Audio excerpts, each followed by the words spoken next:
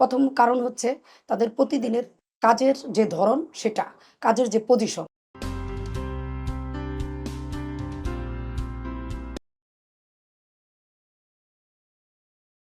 সুপ্রিয় দর্শক, আসসালামু আলাইকুম।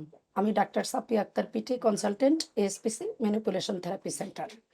আজকে আমি কথা বলবো মহিলাদের কিছু প্রবলেম নিয়ে। যেমন মহিলাদের ঘাড় ব্যথা, পিঠে ব্যথা, কোমর ব্যথা এগুলো বেশি হয়।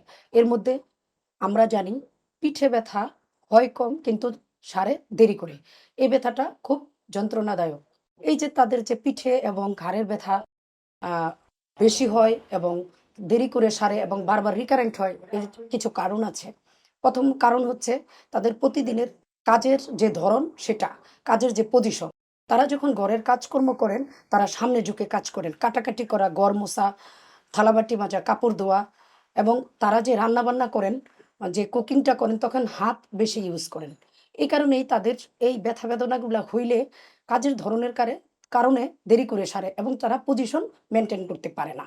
আরেকটা জিনিস এখানে হয়, তারা একটু বসার সময়ও একটু কুচু হয়ে বসেন। মহিলাদের কাজের সাথে ব্যথার একটা সম্পর্ক আছে। তারপরে আবার এখানে বয়সর ডিজেনারেশন একটা বড় কারণ ব্যথার।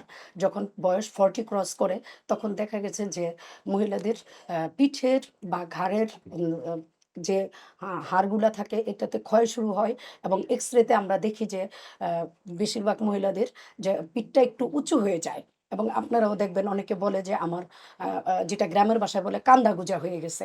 এটা এই বয়স এবং বসা, এই দুটা কারণেই কিন্তু হয়, এবং হরমোনাল চেঞ্জের কারণে মহিলাদের কিন্তু ডিজেনারেশনটা বেশি হয়। এই কারণে, এবং কাজ এবং হরমোনাল প্রবলেম, ডিজেনারেশন, এই জিনিসগুলো মিক্স আপ হয়েই কিন্তু তাদের ব্যথা বেদনাগুলো বেশি হয়।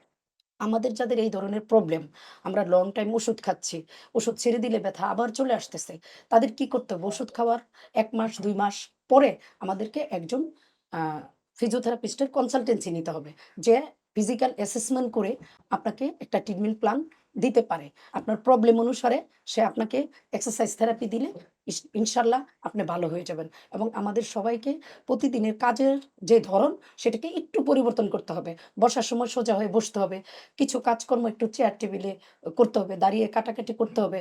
এবং আমরা যে সারাদিন সামনে ঝুঁকে কাজ করি, দিন শেষে 2 ঘন্টা 3 ঘন্টা পর পর বা সকাল বিকাল কিছু উল্টা দিকে বাঁকা হওয়ার, ব্যালেন্স করার কিছু এক্সারসাইজ আছে, সেই এক্সারসাইজগুলো আমাদেরকে করতে হবে। তাহলে আমরা ভালো থাকবো। এই ব্যথা বেদনাগুলো একটু বেশি কষ্ট দিবে না আমাদেরকে। সবাই ভালো থাকেন। আল্লাহ হাফেজ।